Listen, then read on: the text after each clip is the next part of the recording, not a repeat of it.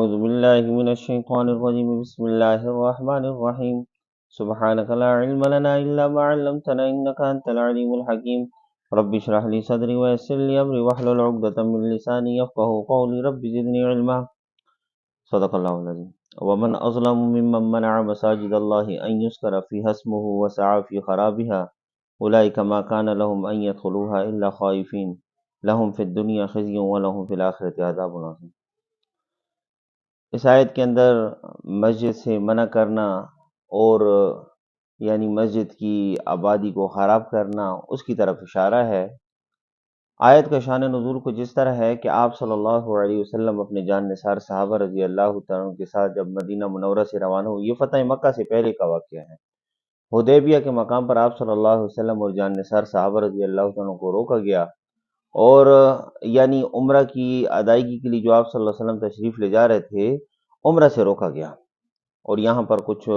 معاملات بھی طے ہوئے جس کو صلح حدیبیہ کے نام پر مشہور ہے، صلح حدیبیہ کہا جاتا ہے۔ صلح نامہ طے ہوا جس میں آپ صلی اللہ علیہ وسلم اور صحابہ رضی اللہ تعالیٰ عنہ پھر دوبارہ واپس جانا پڑا، پھر اگلے سال عمرے کے لیے تشریف لائے۔ تو مقصود اس آیت سے یہ ہے کہ جو یعنی اس سے بڑا ظالم کون ہے؟ وَمَنْ أَظْلَمُ مِمَّنْ مَنَعَ مَسَاجِدَ اللَّهِ أَنْ يُذْكَرَ فِيهَا اسْمُهُ وَسَعَى فِي خَرَابِهَا۔ اس سے بڑھ کر کون ظالم ہے جس نے اللہ کی مسجدوں میں اس کا نام لینے کی ممانعت کر دی اور ان کو ویران کرنے کی کوشش کی۔ یعنی کیونکہ آپ صلی اللہ علیہ وسلم اور جان نثار صحابہ رضی اللہ عنہ تو عمرہ کی ادائیگی کے لیے جا رہے تھے، احرام باندھے ہوئے تھے، عمرہ کی ادائیگی کے لیے تشریف لے جا رہے تھے۔ تو یہاں پر جب ان کو روکا گیا تو مقصود یہ تھا کہ حرم شریف جانے سے منع کیا گیا۔ اب جب کیونکہ وسعی فی خرابہا، اور ان کے ویران کرنے کی کوشش، یعنی یہ ویران کرنے سے مراد کیا ہے کہ مسجد کے اندر ذکر عبادت کے لیے نہ چھوڑا جائے، مسجد کے اندر تلاوت کے لیے نہ چھوڑا جائے، مسجد کے اندر نماز نوافل کے لیے نہ چھوڑا جائے، تو یہ مسجد کی ویرانی ہے، آبادی کو خراب کرنا ہے۔ کیونکہ دیکھیں، اور یہ عمل ایسا عمل ہے جو یہود کے اندر اور نصارہ کے اندر یہ پہلے سے پایا جاتا تھا، اور یہاں پر اس آیت کے اندر مشرکین کی طرف اشارہ کیا گیا ہے کہ مشرکین کا بھی یہ عمل ہے جنہوں نے آپ صلی اللہ علیہ وسلم اور جان نثار صحابہ رضی اللہ عنہ کو عمرہ کی ادائیگی سے روکا، کیونکہ صلح حدیبیہ کی مقام پر ان کو روکا گیا تھا، اور اس پر یہ آیت نازل ہوئی۔ اس لیے حضرت علی رضی اللہ عنہ کا ایک قول ہے، فرمایا کہ 6 باتیں ایسی ہیں جو شرافت انسانیت کا خاصہ ہیں، شرافت اور انسانیت کا خاصہ ہیں، وہ 6 باتیں ہیں۔ 3 باتیں سفر میں، 3 باتیں حضر میں۔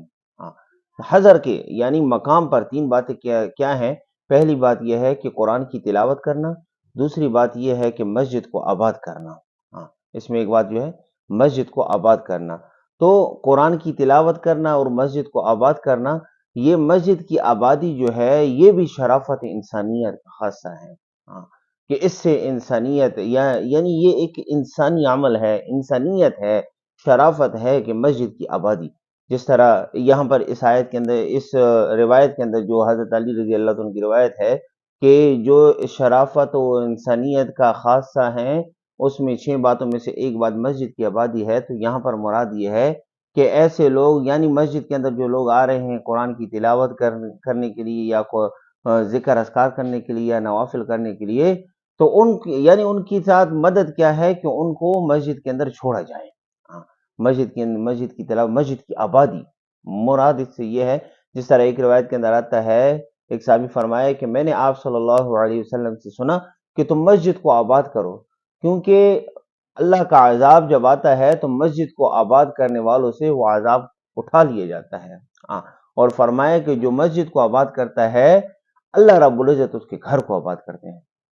اور ایک روایت کے اندر فرمایا نا، من بنا للہ مسجدا بن اللہ لہ بیتا فی الجنہ، جس نے اللہ کے لیے مسجد بنائی اللہ اس کا گھر جنت میں بنائے گا۔ تو اس میں بھی یہی ہے کہ اللہ کے لیے مسجد کی آبادی کیا ہے؟ مسجد کی آبادی یہ رنگ و روغن ہو گیا، مسجد کے اندر خوبصورت فانوس لگانے، مسجد کے اندر خوبصورتی پیدا کرنا، یہ مسجد کی آبادی نہیں ہے۔ مسجد کی آبادی کیا ہے؟ مسجد کے اندر وہ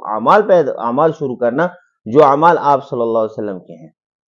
آپ صلی اللہ علیہ وسلم، مسجد نبی صلی اللہ علیہ وسلم کی جو اعمال تھے وہ اعمال مسجدوں کے اندر شروع ہو جائیں، یہ مسجد کی آبادی ہے۔ اور جو لوگ مسجد کو آباد کرتے ہیں اللہ رب العزت ان کے گھروں کو آباد کرتے ہیں۔ ہاں، تو اس آیت کے اندر اور جو مسجد کی آبادی خراب کرتے ہیں، یعنی مسجدوں سے لوگوں کو نماز سے روکتے ہیں، ذکر اذکار سے روکتے ہیں، قرآن کی تلاوت سے روکتے ہیں، فرمایا ان کے لیے کیا ہے؟ ہاں، لہم فی الدنیا خزی ولہم فی الآخرۃ عذاب عظیم، ان کے لیے دنیا میں بھی ذلت ہے اور آخرت میں بھی ذلت ہے، آخرت میں بہت بڑا عذاب ہے۔